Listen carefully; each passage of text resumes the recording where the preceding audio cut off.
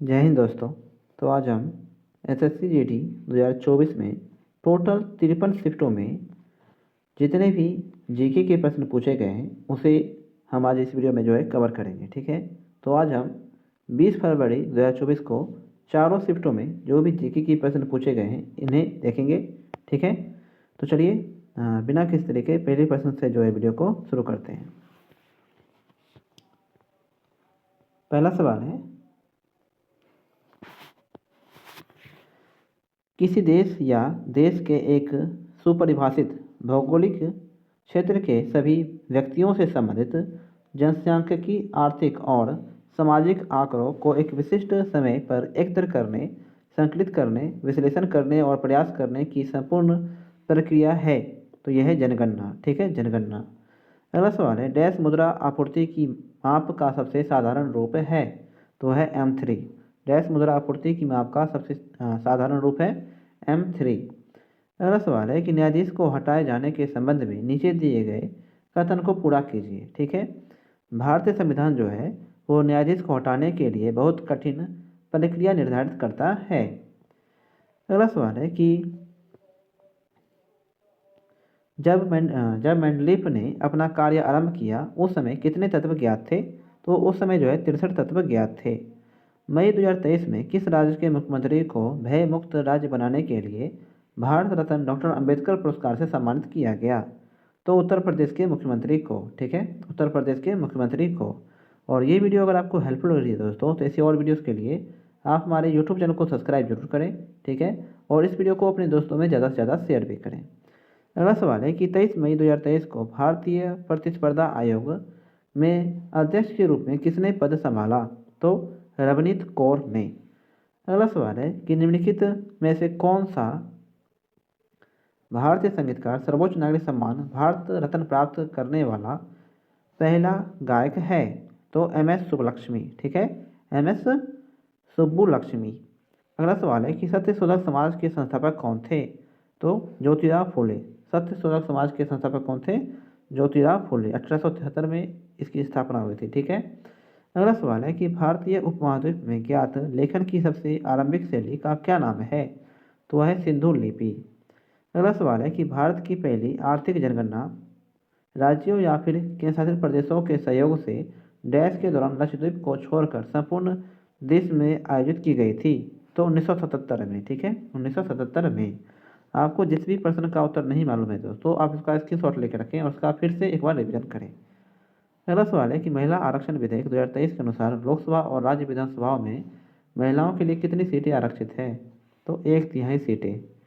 बारांस हिंदू त्यौहार दिवाली के समान है जो निम्नलिखित में से किस जनजाति द्वारा मनाया जाता है। तो वर्ली और कोंकणा जनजाति के द्वारा। वर्ली और कोंकणा जनजाति के द्वारा।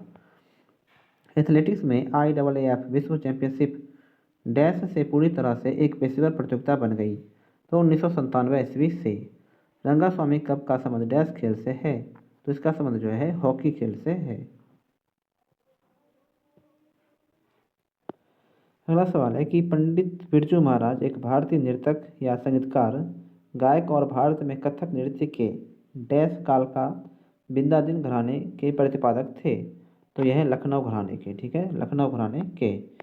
अगला सवाल है कि भारतीय संविधान के भाग 4A के अनुसार यदि माता पिता या संरक्षक हैं डैश वर्ष की आयु वाले अपने यथास्थिति बालक या प्रतिपाल्य के लिए शिक्षा का अवसर प्रदान करेंगे। तो 6 से 14 वर्ष तक की आयु वाले। अगला सवाल है कि किस भारतीय नृत्य कलाकार ने 2018 में ओडिसी नृत्य के लिए संगीत नाटक अकादमी पुरस्कार जीता। तो सुरूपा सेन ने। ठीक है, 2015 में भारत के योजना आयोग के स्थान पर किस संस्था की स्थापना की गई थी। तो यह की गई नीति आयोग की। ठीक है, नीति आयोग की। अगला सवाल है कि open network for digital commerce. Open network for digital commerce dash की एक पहल है। तो उद्योग संवर्धन और आंतरिक व्यापार विभाग की। उद्योग संवर्धन और आंतरिक व्यापार विभाग की। अगला सवाल है कि बैडमिंटन के संबंध में निम्नलिखित में से कौन सा कथन सही है। तो ना तो 1 सही है और ना ही 2 सही है। ठीक है, अगला सवाल है कि सरकार को सलाह देने के लिए नीति आयोग नामक एक डैश की स्थापना की गई थी। तो नीति विचारक समूह की। ठीक है, नीति विचारक समूह की। अगला सवाल है कि संगीत नाटक अकादमी संगीत नृत्य और नाटक के लिए भारत का राष्ट्रीय अकादमी है। इसे 1952 में तत्कालीन डैश सरकार के एक प्रस्ताव द्वारा बनाया गया था, जिसके पहले अध्यक्ष डॉक्टर पी.वी. राजमन्नार थे, तो शिक्षा मंत्रालय के द्वारा। जून 2023 में डैश ने महिला उद्यमियों को सशक्त बनाने के लिए दिशा में NULM के साथ साझेदारी की, तो UNDP ने, ठीक है, UNDP ने। अगला सवाल है कि भारत में अनुच्छेद 333 के उपबंधों के अधीन रहते हुए प्रत्येक राज्य की विधानसभा डैश से अनधिक सदस्यों से मिलकर बनेगी, तो ये बनेगी 500 सदस्यों से, ठीक है, 500 सदस्यों से।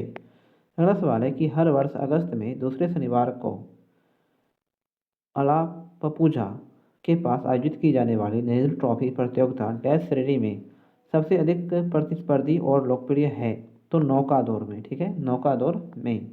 निम्नलिखित में से किस शब्द का संबंध क्रिकेट से नहीं है, तो 1 और 2 ईगल का नहीं है और बास्केट का भी संबंध जो है क्रिकेट से नहीं है। अगला सवाल है कि ध्वनि की प्रबलता किस इकाई में मापी जाती है, तो ये मापी जाती है डेसिबल में। सुप्रीम कोर्ट के किस पूर्व न्यायाधीश को आंध्र प्रदेश के राज्यपाल के रूप में नियुक्त किया गया है, तो एस अब्दुल नजीर को। सुप्रीम कोर्ट के किस पूर्व न्यायाधीश को आंध्र प्रदेश का राज्यपाल के रूप में नियुक्त किया गया है, एस अब्दुल नजीर को। अगला सवाल है कि जनगणना 2011 के अनुसार निम्नलिखित में से किस राज्य में महिला साक्षरता दर सबसे अधिक है, तो केरल राज्य में। अमृतसर की संधि किस वर्ष हस्ताक्षर किए गए थे, तो ये किए गए 1809 में।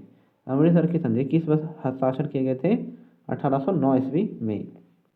अगला सवाल है कि भारत सरकार द्वारा आयोजित सामाजिक और आर्थिक जाति जनगणना 2011 में अभावों को मापने के लिए निम्नलिखित में से कौन सा मापदंड नहीं है, तो ऐसे परिवार जिनमें 15 से 59 आयु वर्ग की कोई वयस्क महिला नहीं है, ये यहाँ पे गलत है, ठीक है। अगला सवाल है कि संविधान सभा ने डैश को भारत के संविधान को अपनाया, तो 26 नवंबर 1949 को। पन्नालाल घोष का संबंध निम्नलिखित में से किस वाद्य यंत्र के लिए प्रसिद्ध है, तो बांसुरी के लिए। पन्नालाल घोष जो है किसके लिए प्रसिद्ध है, बांसुरी के लिए। अगला सवाल है कि भारत के निम्नलिखित में से किस राज्य में बोनालू पर्व मनाया जाता है, तो ये मनाया जाता है तेलंगाना में। भारतीय खिलाड़ी लिएंडर पेस का संबंध किस खेल से है, तो इनका संबंध जो है लॉन टेनिस से, ठीक है, लॉन टेनिस से। अगला सवाल है कि स्वतंत्रता के बाद भारत ने प्रथम प्रधानमंत्री जवाहरलाल नेहरू के डैश प्रभाव में 1951 में अपनी पहली पंचवर्षीय योजना लॉन्च की, तो समाजवादी, ठीक है, समाजवादी प्रभाव में। निम्नलिखित में से उत्तर प्रदेश के इंडो फारसी नृत्य शैली का नाम बताइए, तो कथक। निम्नलिखित में से उत्तर प्रदेश के इंडो फारसी नृत्य शैली का नाम बताइए, तो कथक। अगला सवाल है कि निम्नलिखित में से कौन भारतीय रिजर्व बैंक के कार्य हैं, तो 1 और 2 दोनों। मुद्रा जारी करना है और आखिरी कर्जदाता के रूप में भी है। अगला सवाल है कि भारत के दूसरे चीफ ऑफ डिफेंस स्टाफ के रूप में निम्नलिखित में से किसे नियुक्त किया गया है, तो लेफ्टिनेंट जनरल अनिल चौहान को, लेफ्टिनेंट जनरल अनिल चौहान को। प्रसिद्ध पुस्तक अर्थशास्त्र हमें बताती है कि मौर्य काल के दौरान उत्तर पश्चिमी कबलों और डैश अपने सोने और कीमती पत्थरों के लिए महत्वपूर्ण था, तो दक्षिण भारत, ठीक है, दक्षिण भारत। अगला सवाल है कि इंटरनेशनल शूटिंग स्पोर्ट्स फेडरेशन विश्व कप 2022 कहाँ आयोजित किया गया था, तो ये आयोजित किया गया काहिरा मिस्र में, ठीक है, काहिरा मिस्र में। मेजबान राज्य के कितने शहरों ने राष्ट्रीय खेल 2023 की मेजबानी की, तो 5 राज्यों ने, ठीक है, 5 शहरों ने, ठीक है, 5 शहरों ने। अगला सवाल है कि मूल्यह्रास के संबंध में निम्नलिखित में से कौन सा कथन यहाँ पे सही है, तो 1 और 2 यहाँ पे दोनों सही है। अचल संपत्तियों के उसके उपयोग जीवन के दौरान गिरावट के कारण उसके मूल्य में होने वाली हानि को मूल्यह्रास कहा जाता है, और मूल्यह्रास में अप्रत्याशित या अचानक विनाश को शामिल नहीं किया जाता है। अगला सवाल है कि लिएंडर पेस का संबंध किस खेल से है, तो इनका संबंध जो है लॉन टेनिस खेल से है, ठीक है, लॉन टेनिस खेल से। गांधी इरविन समझौते पर किस वर्ष हस्ताक्षर किए गए थे, तो 1931 ईस्वी में, ठीक है। अगला सवाल है कि मैसूर दशहरा भारत के डैश राज्य में एक भव्य उत्सव है जिसमें शाही जुलूस, सांस्कृतिक कार्यक्रम और सजाए गए हाथियों का प्रदर्शन होता है, तो कर्नाटक में। नवंबर 2023 तक भारतीय मूल के डैश यूनाइटेड किंगडम के गृह सचिव थे, तो ब्रेबरमैन सोहेला ब्रेवर मैन। अगला सवाल है कि ओलंपिक टेबल टेनिस स्पर्धा में यदि यदि अंक 10-10 पर बराबर हैं तो खिलाड़ी को गेम जीतने के लिए डैश अंक की बढ़त के लिए प्रयास करना होगा, तो 2 अंक के।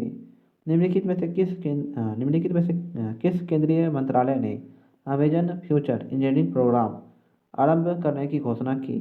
तो जनजातीय कार्य मंत्रालय ने। भारत के कितने देशों के साथ समुद्री सीमा साझा करता है? तो भारत जो है 2 देशों के साथ समुद्री सीमा साझा करता है। अगला सवाल है, गौतम बुद्ध के संबंध में निम्नलिखित में से कौन सा कथन यहाँ पे सही है? तो 1 और 2 दोनों।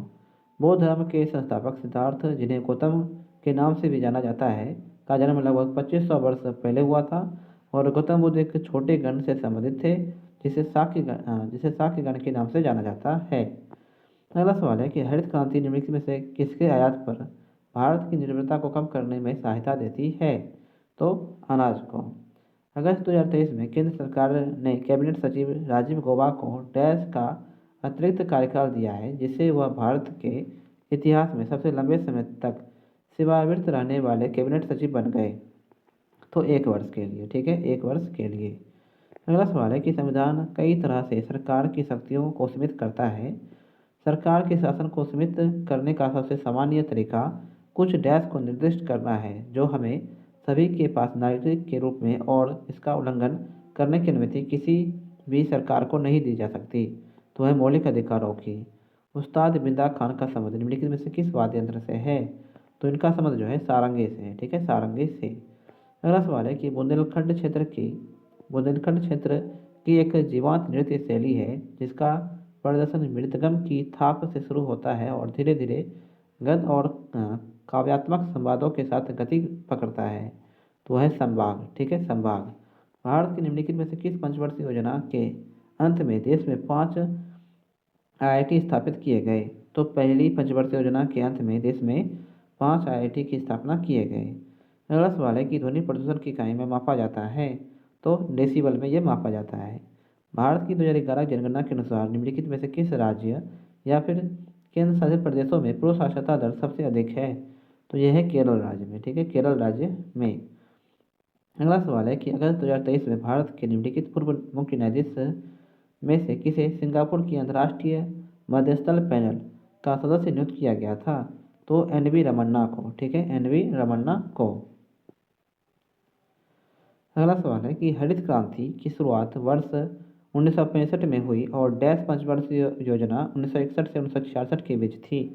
तो तृतीय हरित क्रांति की शुरुआत जो है 1965 में हुई और तृतीय पंचवर्षीय योजना जो है 1961 से 66 के बीच में थी। जब राज्यसभा के सभापति का पद रिक्त हो तो उसके कर्तव्यों का पालन निम्नलिखित में से किसके द्वारा किया जाएगा? तो राज्यसभा के उपाध्यक्ष के द्वारा, राज्यसभा के उपाध्यक्ष के द्वारा। अगला सवाल है कि भारत में 11वीं पंचवर्षीय योजना की समावधि क्या थी? तो 2007 से 2012। भारत में 11वीं पंचवर्षीय योजना की समावधि थी 2007 से 2012। किस भारतीय नृत्य कलाकार ने छऊ नृत्य के लिए 2018 में संगीत नाटक अकादमी पुरस्कार जीता? तो तपन कुमार पटनायक ने, ठीक है, तपन कुमार पटनायक ने। अगला सवाल है कि हॉर्नबिल उत्सव में निम्नलिखित में से कौन सी मूल जनजाति अपनी सांस्कृतिक और परंपराओं का प्रदर्शन करती है? तो वह नागा जनजाति, ठीक है, नागा जनजाति। अगला सवाल है कि भारत के उत्तर पश्चिमी में निम्नलिखित में से किस देश की सीमा लगती है? तो ये लगती है अफगानिस्तान और पाकिस्तान की सीमा। 2011 जनगणना के अनुसार निम्नलिखित में से कौन सा भारत का सबसे कम आबादी वाला राज्य है? तो यह है सिक्किम राज्य, ठीक है, सिक्किम राज्य। अगला सवाल है कि जून 2023 में निम्नलिखित में से किसे स्पिनोजा पुरस्कार, जिसे कभी कभी डच नोबेल पुरस्कार भी कहा जाता है, से सम्मानित किया गया? तो जायती गुप्ता को, ठीक है, जायती गुप्ता को। भारत में किस धर्म की जनसंख्या बहुसंख्यक है? तो हिंदू धर्म की जनसंख्या जो है ये बहुसंख्यक है। 2023 में कृषि और किसान कल्याण मंत्रालय ने एक PM किसान artificial intelligence chatbot dash launch किया है, जो किसानों को PM किसान योजना से संबंधित उनकी शिकायतों के लिए एक ही जगह पर समाधान प्रदान करेगी। तो है किसान ई मित्र, ठीक है, किसान ई मित्र।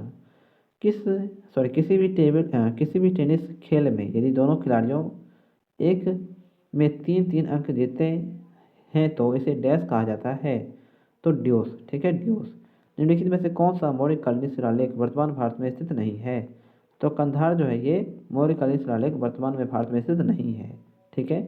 जबकि कलसी है, मस्की है और गिरनार है। भारतीय संविधान के निम्नलिखित में से कौन सा भाग का संबंध राज्य के नीति निर्देशक सिद्धांतों से है? तो भाग 4 का, ठीक है, भाग 4 का। बैंकिंग विनिमय अधिनियम कब पारित किया गया था? तो 1949 में। बैंकिंग विनिमय अधिनियम कब पारित किया गया? 1949 में।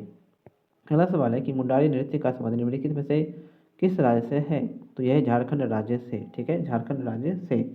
2026 एशियाई खेलों की मेजबानी निम्नलिखित में से कौन सा देश करेगा? 2026 के एशियाई खेलों की मेजबानी निम्नलिखित में से कौन सा राज्य करेगा? तो जापान। कौन सा देश करेगा? तो जापान करेगा, ठीक है, जापान। अगला सवाल है कि जलियांवाला बाग हत्याकांड के विरोध के परिणामस्वरूप हुआ था? तो रॉलेट एक्ट के विरोध के स्वरूप ये हुआ था। आगा खान कप का संबंध निम्नलिखित में से किस खेल से है? तो हॉकी खेल से। आगा खान कप का संबंध है हॉकी खेल से। अगला सवाल है कि 1866 में अंग्रेज वैज्ञानिक जॉन न्यूलैंड्स ने तत्कालीन ज्ञात तत्वों को डैश क्रम में व्यवस्थित किया। इसे न्यूलैंड्स के अष्टक के नियम से जाना जाता है। तो बढ़ते परमाणु द्रव्यमान के, ठीक है, बढ़ते परमाणु द्रव्यमान के। पंडित रविशंकर किस वाद्य यंत्र के प्रतिपादक थे? तो सितार के। पंडित रविशंकर जो है किस वाद्य यंत्र के प्रतिपादक थे? सितार के। तो आज की वीडियो जो है दोस्तों हम यहीं पे समाप्त करते हैं, ठीक है, और मिलते हैं अगले दिन एक नई वीडियो के साथ, ठीक सुबह के 10 बजे। तब तक के लिए जय हिंद, जय भारत।